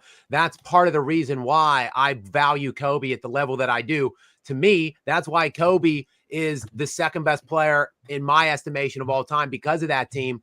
He went against 11 of the 12 opponents he played in a 3-year span, all won at least 50 games. He played the Thunder one year in that 1-8 seed as a 50-win Thunder team with Kevin Durant, James Harden, and Russell Westbrook. That was Kobe's 1-8 matchup. So Kobe winning back-to-back against those 12, those teams, those years, to me, really are two of the more challenging rings we've ever seen in NBA history. And that Orlando team, yeah, sure, wasn't that good. They did end MVP LeBron's season, though, that year. They did go ahead and eliminate LeBron, who was the MVP, who was the number 1 seed throughout the entire playoffs with the best record in the entire NBA. They sent him home out of the playoffs. All right. Ticket has returned. Welcome back, sir. And Man Down Sports should be coming up soon. I know this your channel, dog, but I never disrespected you, bro. Bro, you don't treat big dogs on the basketball like that and just say, well, I'm going to hold you back. Just pull me up, dog, like a regular man, bro. I've showed respect to your channel. I've come on here, chop it up with y'all. You know what I'm saying, bro? You ain't got to try and treat me like I'm some little dog. Go ahead, Ticket. Go ahead, man. That's a fact. I'm coming over here to show your channel love and to help push y'all's narrative and to help push this channel because I like the things y'all talk about. I actually support y'all's channel. I actually watch y'all all the time, even if I don't say anything, dog. But my whole thing was, what Scap is even when Scap keeps saying that Jokic is the best player of this era, that's bull. Giannis Antetokounmpo still has 2 MVPs and a Defensive Player of the Year award and a championship. Jokic has got a championship. He's got 3 MVPs, and that's it. So where's the big difference that he's better than this? No. And Giannis may pull off winning another MVP this year, depending on how this season ends. So Giannis has Dame. Right, no, I'm saying no. But what I'm saying is that you keep pushing this narrative that Jokic is his best player in this era. But then you're crying right now about the lack of help he has. But that same key guys that he has helped him win a world championship. And Jamal Murray was the key guy. And no, sports, I didn't forget about cooking him on the competition in this area. My mic got fried because I was frying him. So that's why the mic went out, because I was cooking him so hard that the mic got burnt up, because I was talking about that before I left, but I heard it cracking up. So, but like I said, I like Scap. I like this channel. I like what y'all do. I like y'all dialogue. I just don't think Scap is fair, because what Scap do is, and he know the game he play, he'll run around here, talk down on LeBron James, praise everything Jokic does, but then Jokic is supposed to be the best mind in basketball, the best IQ in the game. He picked Russell Westbrook. So what is his problem with the guy he praised? LeBron played with like 4 top 75 players. No. That's what I'm saying though. This is what you do though. Specifically, you'll go and you'll criticize. You'll put them Russell Westbrook shooting bricks and all this other stuff, and he would have had a good game. And you'll go put that in the highlights and talk about how Jokic don't have no help. But once again, you have disrespected. You're part of the crew who disrespects Jamal Murray. Y'all disrespect when the legends in the game talk about how great of a player Jamal Murray is. And guess what? Jamal Murray does what we want James Harden. Jamal Murray does what we want Joel Embiid. Jamal Murray does what we want all these other guys to do in the postseason, which is for the most part step his game up. When those other guys that we praised during the regular season, who you called terrible last year, step their game. Terrible. No. Hold on. But you can also say he had a serious injury he was playing with, which he still played with and eliminated the Lakers with on one leg. We remember that. That's true. That you can't take that away. So he did have an injury. Points on 20 shots a game in the playoffs. No, but you're not listening. But hold on. But we're not talking about stats when you're there in the clutch. Because when you talk about, this is what you do to LeBron James. You'll talk about how LeBron James stat pass and isn't there in the clutch. But then you'll criticize Murray's stats, but he is there in the clutch. You can't have it both ways, dog. You gotta call it 100. He's also a clutch player, though. So why isn't he closing? Hold on. So why isn't he closing the deal against the Wizards on a Wednesday top night? He's top 5 right now in all clutch metrics. No, and they're 14 and 11. Why I don't know what you want. He's top 5 in all clutch metrics right now. I want you to beat the worst team in the league. Leading every advanced metric. He's top 2 in rebounds, assists, and scoring.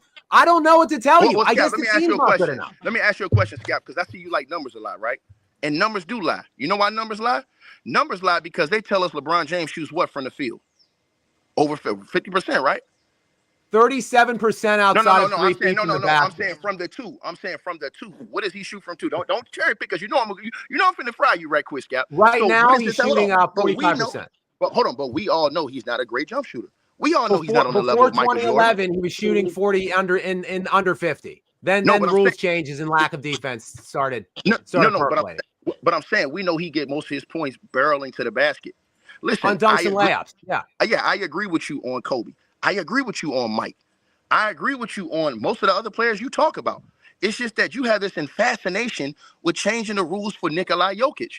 And listen, I think he's real great. quick. I'll give it right back to you real quick. I just want to say one thing.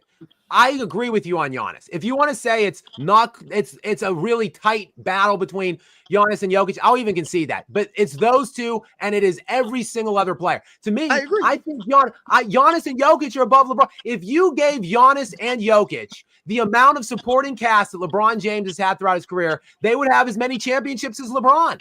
They would both be better historically than LeBron. Giannis and Jokic. I love this channel. I agree with what you're saying. All I'm saying is don't get into doing what they do with LeBron, bro, and putting down his teammates because them same key guys helped him win a championship.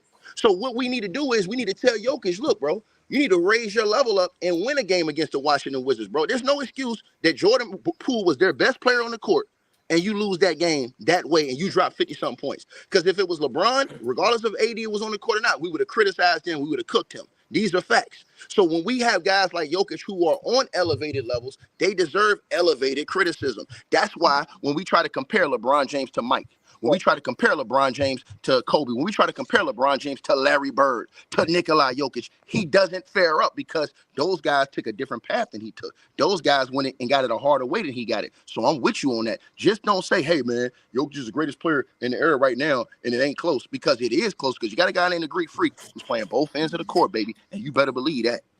Hey, real quick. Real quick. This year, Giannis is 15-12 right now, and Jokic is 14-11 right now.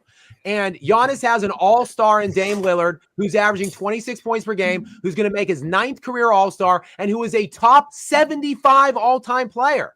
So, and I'm not criticizing Giannis this year at all. I think that he is right there. I think it's him and Jokic, to me, 1 and 2 in the MVP racing. I'm not criticizing Giannis, despite the fact he has more help now than Jokic in my estimation, and he has basically the same record. Okay, real fast. Let me do these super chats. So Vacation Wealth Partners sent me a super chat. What old school player team do you think would benefit most from playing today in this soft era? The super chat is for me. Well, thank you, Vacation Wealth Partners. I mean, I think there's a lot of guys. I think an easy one that would translate to today's era would be Bob Pettit. I think those 60s Celtics teams, in respect to the pace of play, would do well, let alone adding the three-pointer and the equipment being a lot better. I think they would do good. But thank you for the super chat. That's a loaded question. And then Honest Adonis Reactions did a $5 super chat to somebody. The NBA has become elitist. Jordan was welcoming to the casual viewer. This era shuns the casual viewer due to the LeBron effect, in my opinion. Thank you, Honest Adonis Reactions. And then 2 things. Welcome, Mel from Man Down Sports. And Ticket. I wasn't trying to be disrespectful for you. I was just trying to do the super chats. I appreciate you coming on. I love y'all if you channel, took man. it that way, I did not mean it that way. Hey, bro, listen. I love what y'all do over here. Y'all keeping the game on point. It's a group of y'all that's doing it, and I'm watching y'all do it. I just get agitated with Scap because he come out here, he'll criticize LeBron James, which I'm cool with. But then he'll do the same thing he say that LeBron James fans do. Forget LeBron James. He say LeBron James fans and jockstrap sniffers always complaining. Well, I'm telling Scap, look, if you're saying Jokic is this great and we're saying that he's the leader of this era, which he is, him and Giannis are, bro, we can't get him no excuses either. Especially when he won a championship with 2 key guys. No, I'm saying Giannis don't get no. Jokic went and teamed up with Luka. If Jokic went and teamed up with Luka or have a SGA, debate. which is exactly what LeBron did. when he went with Wade. If Jokic went and teamed up with Luka Doncic or Shea, I would criticize him no matter what, because it's a soft, coward bullshit move. But then guess what? If he failed like LeBron did with that guy, I would criticize him even more, and he would be invalidated ever from GOAT consideration and from top 5 consideration. So I will keep that same energy with Nikola Jokic when he does the things that LeBron James has done. When he has those players that LeBron James has had. Russell Westbrook played well too. And stop throwing his bricks when he played well. You show Russell Westbrook bricks and he'll play well. He'll have a great game. And go watch that video. You're talking about the video I put out in the second week, the second game of the season. I haven't criticized Russell Westbrook all year since that. I love Russell Westbrook. You want me to give him his credit right now? I've been a fan of Russell Westbrook his whole career. I love Russell Westbrook. He's playing great basketball right now. He's probably held their third best player on the team right now. Easily third best. So I think Nick and Speem, I think we should re-explore this debate for another one-on-one debate between Ticket and Scap, where it just after the whole show is just dedicated to it, not specifically on Sunday, but sometime. Ticket, I know you gave out your number earlier before. We tried reaching you, and I don't know if it was the wrong number that you gave us, but me and Scap tried reaching you to try and do that debate, but we never got an answer. Straight busy signal. But we didn't call, but texted, but still. It's one of his many cell phones. He's got to find it. Yeah. Well, I don't know what happened, but I guess he left again. Anyway, Mel, how are you today, sir? What's good, man? How y'all doing, man? Can y'all hear me right? Yep. Yo, Mel, what up, man? What's up? Welcome. What's up, man? How y'all doing, man? What's up, Barry? Look, I was enjoying the conversation, man, but I too like Ticket, kind of just the Jokic thing with Scap. So this is what I think, Scap, and this is with all due respect. I think there's like 3 ways to actually grade a player. And I think when you're just grading a player just by observing them on the court and coming away with your conclusion is one way. I think when you grade a player's just stats and numbers is a totally different way to grade a player. And I think when you historically grade a player based on storylines, like who he won with, how much help he had, how much help he didn't have, I think that's a whole different thing as well. So but when you make the statement that Jokic is by far the best player, I'm thinking just by observation of grading him on the floor, and I'm not thinking about the numbers, because the numbers can be different from player to player depending on what system they play in and just what they do. Like a person like Jokic and Jokic and Luka, they control their offensive hub for their team. Right, so their numbers are going to look way different than someone who plays off ball like a Kevin Durant or something like that, and let a point guard conventionally handle the offense, like Kobe and Jordan did. So those numbers are different. So I wouldn't use numbers to rank and rack and stack players, because everyone's numbers is going to be different based on circumstances, right? And for that same reason, their teammates look like they're doing less of what they're actually capable of doing. Jamal Murray, in my opinion, is an all-star level point guard. He's on par with Jalen Brunson. And we didn't know well, I knew it, but a lot of people by using the numbers didn't know Jalen Brunson was that good while playing with Luka, because Luka is the offensive hub. Even Kyrie Irving isn't an all-star anymore playing with Luka. It's just very hard. Luka's doing everything on offense, and so is Jokic. And you're going to make a person like Aaron Gordon that was a fringe all-star in Orlando and the number 1 option for Orlando. You're going to make Michael Porter Jr., who's been number 1 coming out of high school all the way up until he had his back injury and still was a lottery player. He's got way more capability than what he's showing with Denver, but he just can't do it because they're using him like a catch-and-shoot Klay Thompson type at 6'11". And they think that trading him for Zach LaVine is going to be different, but Zach LaVine is going to be in the same role as Michael Porter Jr., and it's going to be the same thing because Jokic never is going to play a different style of offense under Mike Malone. He's always going to get his numbers, his triple doubles, and that makes everyone look less. Well, last thing I say, Scap, every player that plays triple double basketball, James Harden in Houston, Westbrook in OKC, Jokic right now, Luka in Dallas, and LeBron whenever he did it in Cleveland, everybody on that team was criticized for not doing enough, but you just can't do enough. Kevin Love, Chris Bosh, Carmelo when he played with Harden, Westbrook when he played with Harden, Dwight when he played with Harden, Brunson when he played with Luka, Kyrie now. The list just goes on. When you play triple-double basketball, you always going to make your teammates look less than, because it's not other roles that you can do. If I'm the primary scorer and the primary facilitator for the team, what's left? And that's why I think it's different. Man down. Thank you for that was a great, well-voiced, reasoned outtake that you just presented. Thank you, and welcome on, by the way. For sure. I think this is the problem though that I have with it. We see what the Nuggets are when Jokic is not on the floor. Like you can't just pretend like it's not happening. He missed those 3 games earlier this year, and they were putrid looking. They were 1-2 in those 3 games. And they looked like a team that would be in like contention for the number, like a top 2 pick in the NBA without him. When he goes to the bench anytime, they drastically lose numbers, lose standing in the game. Like, again, I've never been a big fan of advanced analytics, never, because I'm a Kobe guy. Like Kobe Bryant is my favorite player. Forget about basketball. He's my favorite athlete of all time. Kobe Bryant is one of my favorite people ever. Like, I worship this guy, and he is not an efficient looking player when you drill into these stupid, arbitrary, advanced analytic acronyms.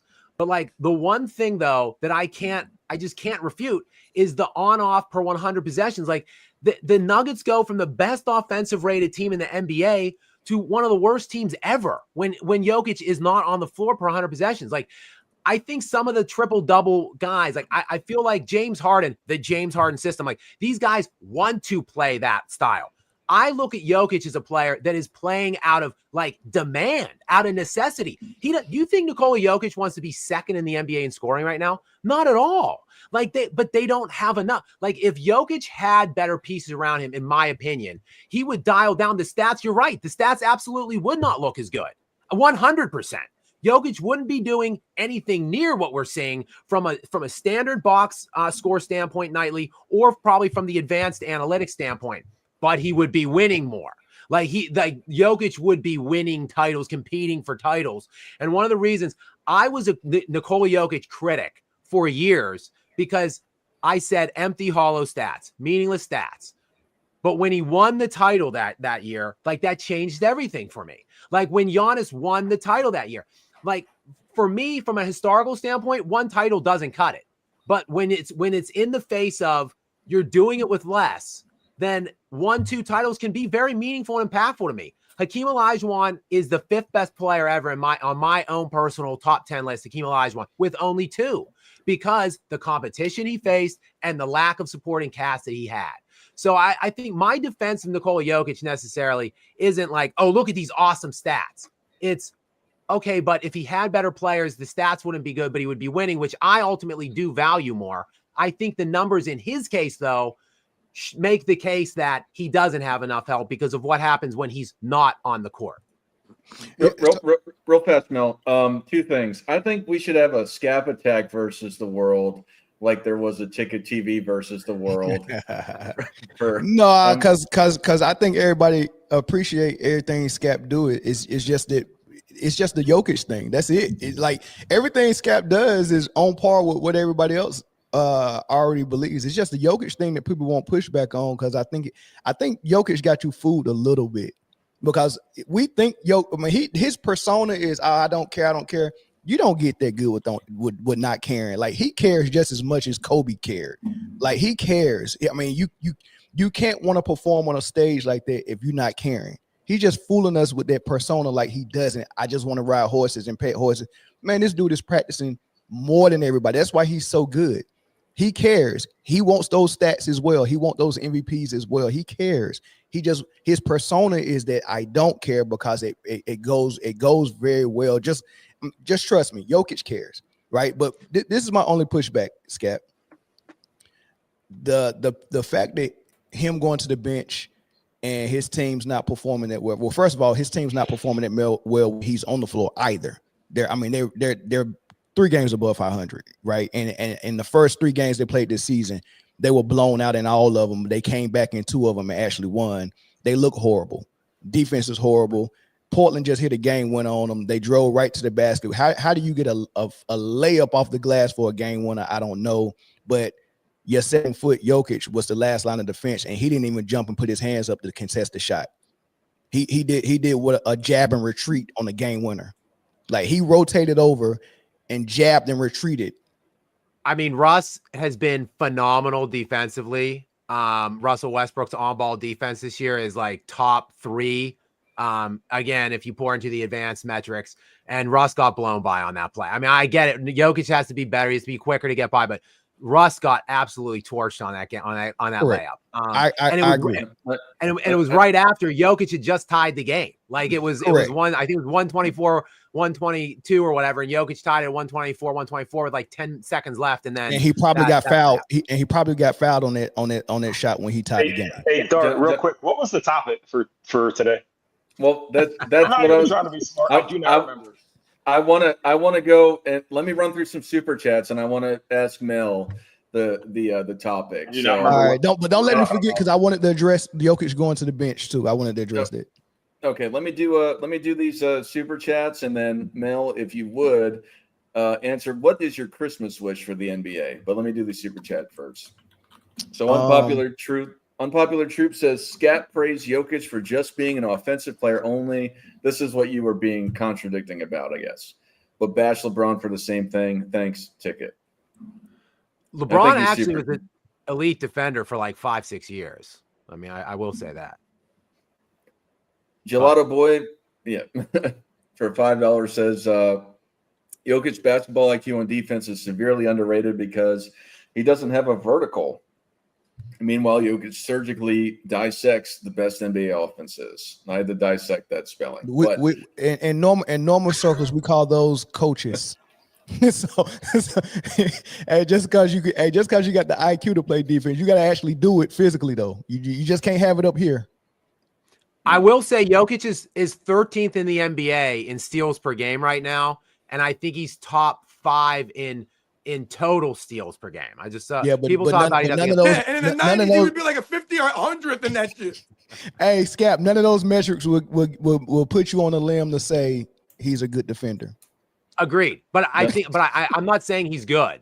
But I'd say he's gets more criticism, I think, defensively than he deserves, and it's coming right off of the look.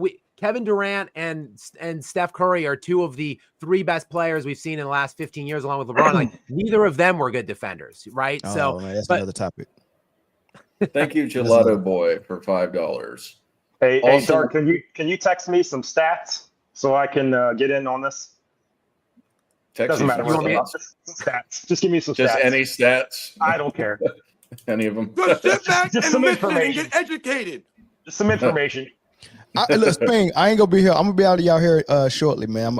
I'm going to Five Guys to get me a grilled cheese sandwich, man. So this is great. This is hilarious for me.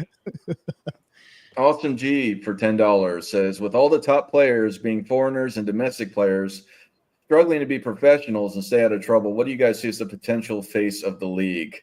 That's what we're talking about. I don't think they got one really that's standing out with that. I don't know. Yeah, one of my biggest critiques has been LeBron not pushing younger players or that kind of thing. I think he's failed in that arena.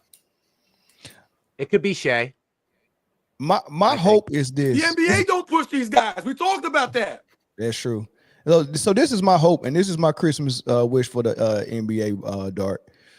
My hope is that they abandon the need to have a face of the league to market, and they just market good basketball and push basketball in the forefront. Let's concentrate on making the basketball product look good again. Push that, and then naturally the face will arise, right? Because right now we're handpicking guys that we want to market. And we have to overcompensate in so many different areas and ways to make sure that person can be marketed, because you're marketing a guy who can't pull his team to the finals and win. So now you start to rig games for him. Now you pushing guys out there that we can obviously see is not the best. And it's just so many things going on with that. and it just make everything look bad. Just push the basketball. Make basketball great again. Make it look good. Make it a good product. Give us the best product as possible. Make us fall in love with the sport of basketball in the NBA, and then naturally the face will arise. That's well said. I don't disagree with that. Was the Menaki for NGN? I think we discovered this once upon a time, but I don't remember what that is. For 400 NGN, hopefully more than 50 cents. But if not, either way, it's still thankful for that. Hates Scap's toxic takes, but he's 100 right on Jokic. See, that's ironic because most people agree with my takes and not the Jokic take. So this is a rare. This is someone who agrees with Jokic and nothing else. I say He must be a LeBron James fan. But what? All right, you're not here, Mel. Yeah, I'm gonna say this last thing, and I'm gonna give y'all time back, man, because we hijacked it with Jokic. But Scap, last thing I say, just to push back on your when he goes to the bench thing, it's a reason for that. 9 times out of 10, if you create, and it's by design, right? So if you create an offense that is 100% reliable on one player, you have a single point of failure. You just create a single point of failure, right? And that's not a good business model. That's not a good model in any way, not even in your household. I mean, like even my son can do some of the things that I do around the house in the case that I'm not here, right? So you never want to create a single point of failure. But when you have one guy being your offensive hub like Luka, Jokic, Harden, you can't survive without them. You don't have 2 offenses installed. You have one. So when Jokic is out of the lineup or on the bench, what's the offense they're running? It's razzle dazzle. Jamal Murray just makes something happen. Michael Porter Jr., as soon as you touch it, shoot it. They're not running any sets for Michael Porter Jr. at 6'11". He's not in the post trying to exploit his matchup. None of that. It's just all dribble, drive, catch, and shoot, and hero ball with Jamal Murray. And then that's the reason why when Jamal Murray is not 100% healthy, he looks bad. The team looks bad. They're not winning. They got a horrible offense when Jokic is not on the floor. Now, if you contrast that with Phil Jackson's triangle offense, even with Michael Jordan playing baseball, Scottie Pippen can step in and they can still run the triangle. And they still had a good offense and they still look good, right? So that's the difference. I don't like those offenses when you give your best player the ball and say, you get all the assists, you get all the points. We just go live and die by you. I don't like that, right? I like what they did in San Antonio with Tim Duncan. Tim Duncan was probably better than Jokic by a mile, in my opinion. But he didn't even put up the amount of shots that Jokic does. And Tony Parker was running that offense like it was his, not like it was Duncan's, right? Duncan was in the post, setting screens, doing his thing. And when they needed him, he was so good. Oh, we need a bucket. It's crunch time. Give me the ball in the post. I get the bucket, right? But other than that, it was Tony Parker running everything, which Jamal Murray is more than capable of doing. And then he got a backup in Westbrook that can do it as well. And then Ginobili was coming off the bench as instant offense, which is exactly what Michael Porter is, instant offense.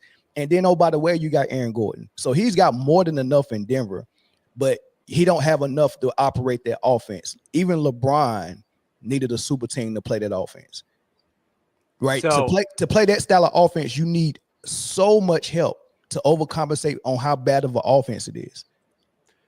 Which is, I mean, fair. So it sounds like you're putting a lot of the blame on Michael Malone. Maybe we need to get him out of the equation in Denver and see what happens, because it sounds like those are, again, criticism. Like I don't think my only issue with what you're saying here is like your assertion, which I don't know if I don't want to put words in your mouth, but basically that like Nikola Jokic is just a point and rebound assist, like a vanity player, and he wants to be putting these stats up, and he's like hijacked the offense so that he can put all of these numbers up. No. That's what LeBron. Think it's that's LeBron. Right. So I think it's out of necessity. So maybe what we can agree on is Michael Malone's failing this team more so than the personnel on it. But they still run beautiful sets though. It's just, I mean, they're not doing exactly what Luka and Harden were doing. Like Jokic is not doing exactly that. It's because Mike Malone come from Popovich coaching tree too, if I'm not mistaken, correct? So I think so. It's beautiful sets that they run as well. They got beautiful concepts. It's a lot of backdoor. It's beautiful.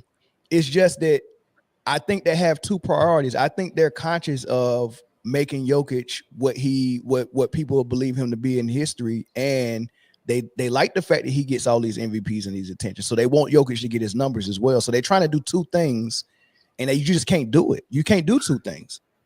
Tim Duncan sacrificed all of those numbers that Jokic is getting so he can win. And that's what Jokic needed. And I have Duncan above Duncan again he's in my top 5 because the full court guys that were also winning at high levels will always be valued above anyone else in my estimation. So that's why Hakeem and Duncan I have above Jokic. I have them both in my top 5. So there's literally there's no debate there. That's fair. But I think I understand where you're coming from. I hope you understand a little bit where I'm coming from. I just think just take a second look at the help that he got and just keep in mind maybe they're not helping because they can't. They're handicapped a little bit because it's too much on one guy, and that's by design. That's not out of necessity. They're just designing Jokic to be the guy the way he is, but they could absolutely let Murray had 10 assists, 1 turnover in that loss against Portland. 1 turnover, that's a real point guard. He's more than capable of doing what Tony Parker did for San Antonio in Denver, and probably more. But that's just my thing, man. I appreciate y'all for having me on, man. Spain, Sports and Fitness Rants, Dart, my man Scap. I forgot my man in the middle, man, but good to see all of y'all again, man. I appreciate it. Thanks, man. Down. Thanks for calling in. Merry Christmas. No doubt. Also, Dart, I don't know if he's still on here or if he was ever really on here, but I thought I saw Charles from Dreamer Pro making a comment on the board. So if he's still in the chat, yeah. If he's still in here, I just wanted to say what's up and give him a major shout out. I'm a fan. I'm thankful for him. He reposted a lot of my stuff early on when I just started doing this like a year and a half or whatever, 2 years ago. So thanks, Charles. And if you are watching, I appreciate you watching here too. Yeah, I didn't see it pop up, but I also been trying to do the super chats where it just keeps going back to the Jokic, which isn't a problem. It's great content, but I didn't see that he was in there. But thanks for showing up, Dreamers Pro, if you're still in here. Let's get through some of these super chats. Wisdom Inaki, another 400 NGN. Kobe is an overrated low field goal percentage ball hog scout. See, I told you it was a LeBron James fan last time. I told you. Yeah, I mean, I'm just then this is the reason why I typically don't talk advanced metrics.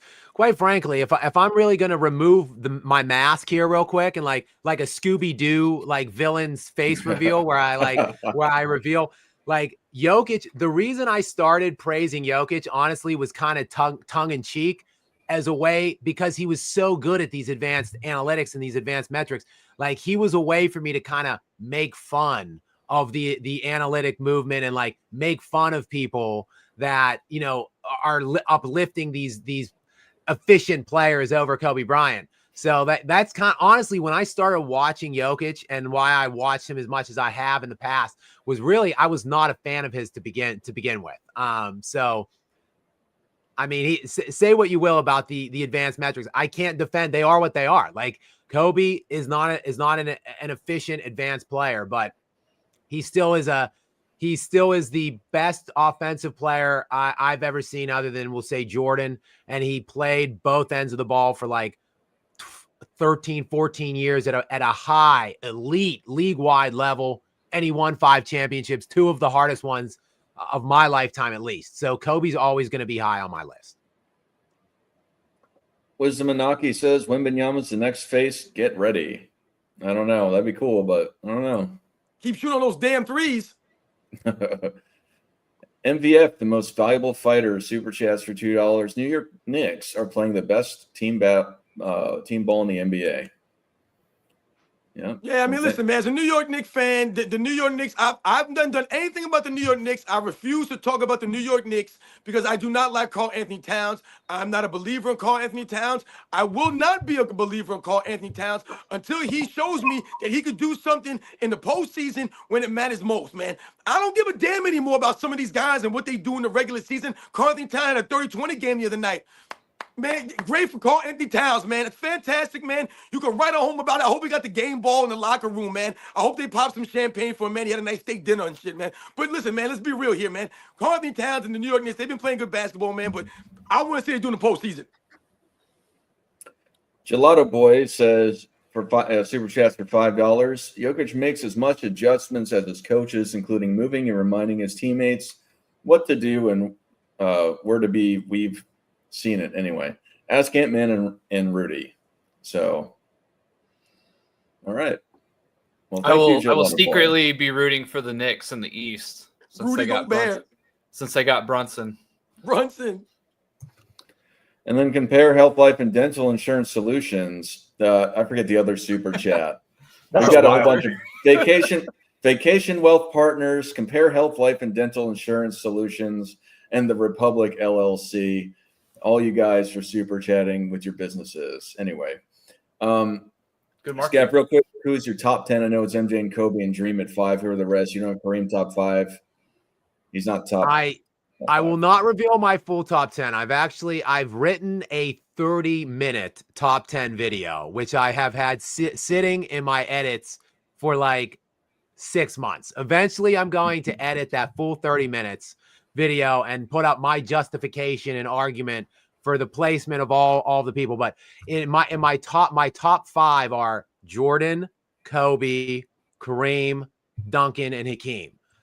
5 full court players that played at a high level, both sides of the ball, that won a multitude of championships. Like, to me, those 5 are going to be like hard to replace in my own list, my own ranking, because they were winners and they did it on both sides at an elite level.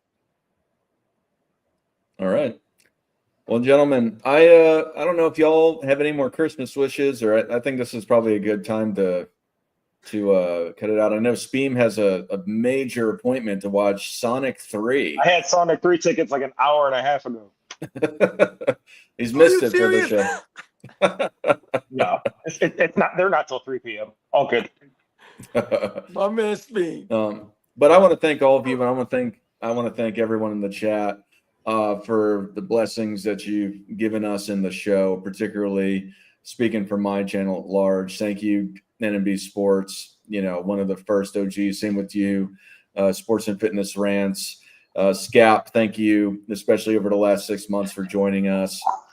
And then Speem, I'm not thankful for you. No, I'm just kidding. No, Anyway. that's fine. That's fine. Let's move past it. I just come and go. It's all right. And thank you, Speem, as well.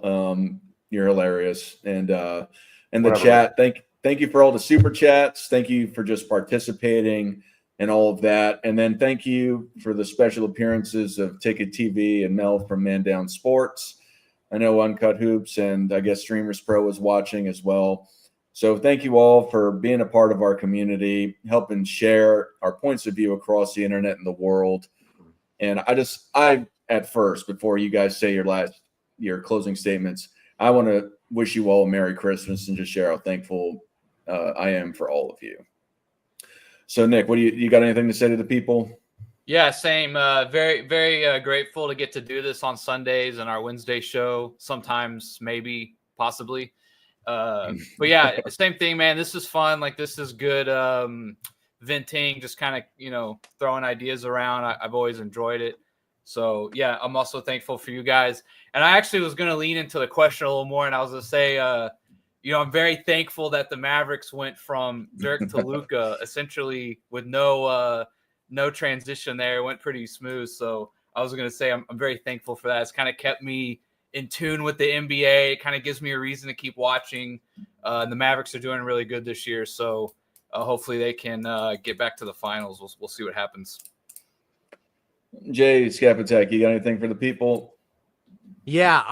Thank everybody out here. I've been looking at the comments today. I love all the comments that you guys leave on here. And everyone that comes in supports this channel here when I'm on and just supports me on my channel. I appreciate all of you. Dart, thank you so much for pulling me. You had to, beat me into coming on. You kept asking me. I didn't really understand the whole live stream premise. I said no a lot of times before I came on, but now I'm glad that I did. And anytime I can get on here with you guys, I will. I appreciate all of you guys and helping me have a good time doing this. So thank all of you, Dart. And then hopefully maybe your I think your real Christmas wish for the NBA is that Jokic just disappears, maybe, so that it doesn't hijack the conversation anymore. I'll try my best in the new year as one of my resolutions to not bring up Jokic on here, and so it doesn't turn into a Joker or a scat versus the world kind of thing. Oh, it's all good, but I got you. Robin, what do you got to say? Don't let Speam go after me. Speam, hold on. This order works. Okay, no, that's fine. Go ahead. Do what feels natural. I'm just trying to help you out, man. Oh, yeah, But no. actually, let me go because I don't have the energy. And I have to save it for listening to your thing, too. No, I just want to thank all you guys. I have nothing but love for everybody in this room. AOH is in here, but I have nothing but love for him as well. Thank you for letting me get some of these jokes off. Thank you for letting me show up every couple Wednesdays, 8-ish, 8:10, 8:12, whenever we start. It's appreciated. And I love all you guys. That's all jokes with me. So never take it serious. And everybody in the chat asking Robin to stop yelling. You're wasting your time. That's just his voice. So yeah. No, thank you, everybody. All right, Robin, what you got to say for the people?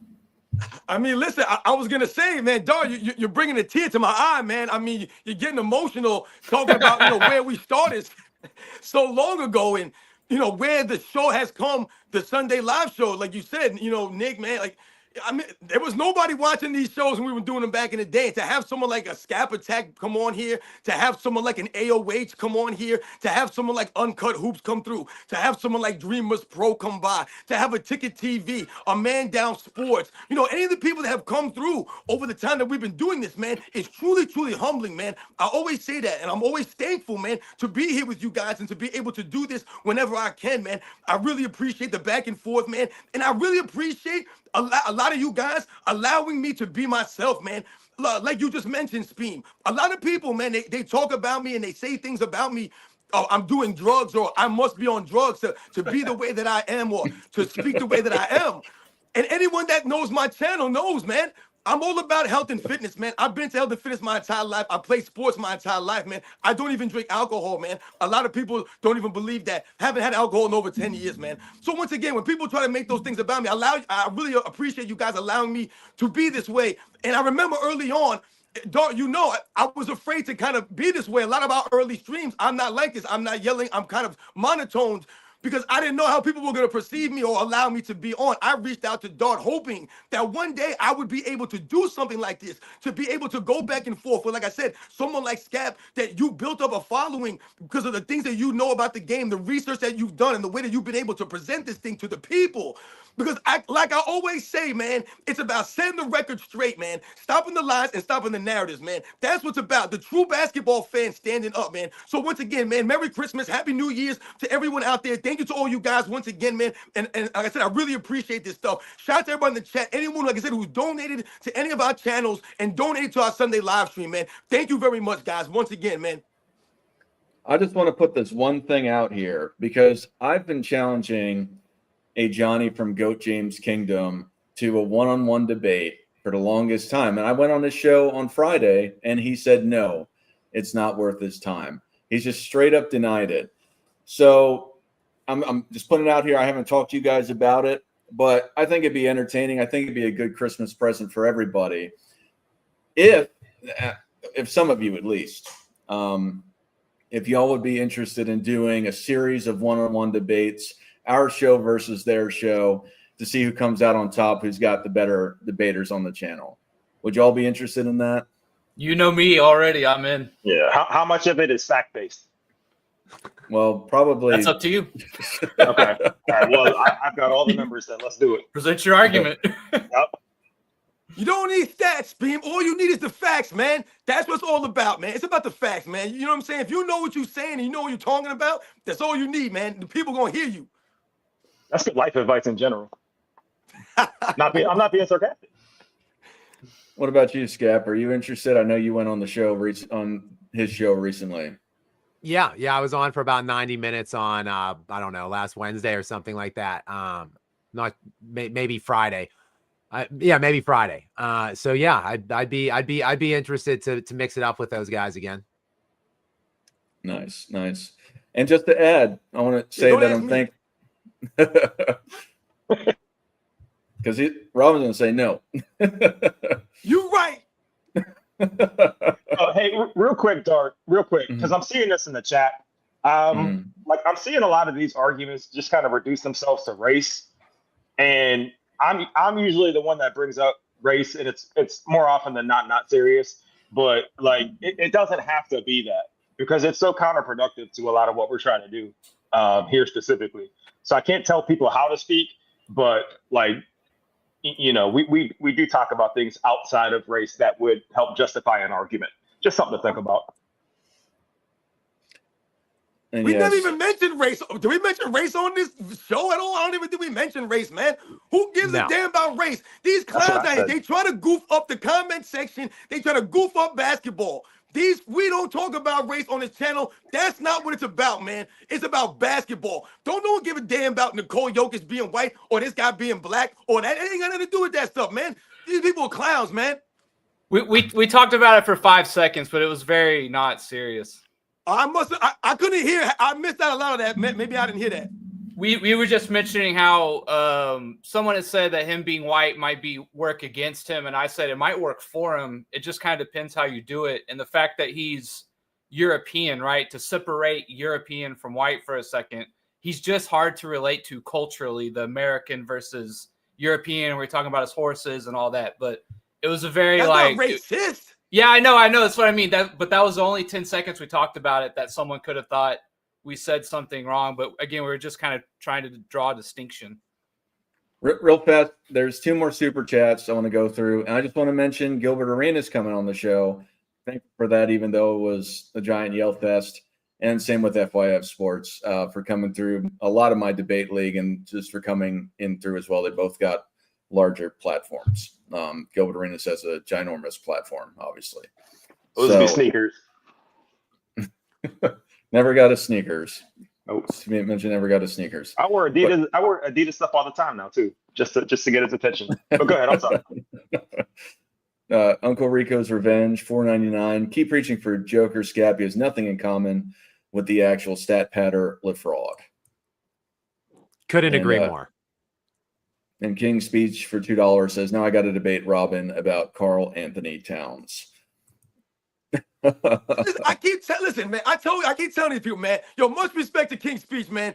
Listen, Karl Anthony Towns is not a debate, man. Once again, right now he's on the trajectory to be James Harden, man. All right, man. Where was he at in Minnesota all those years? You know, he wasn't doing nothing. I remember Jimmy Butler actually criticizing Karl Anthony Towns as being a little goofy out there when he was out there, man. So listen, he's a good player for this era, no doubt. But I want to see what he's going to do when it matters most. That's why he's there. He's there to assist Jalen Brunson. Because in my opinion, Jalen Brunson's not a number 1 guy. He needs to be the number 2 guy behind Karl Anthony Towns. So he's got to be the guy to lead the New York Knicks. He ain't Patrick Ewing. All right. And then, I think we'll shut it down here. And again, thank you all for coming. And Michael Jordan fans are the best.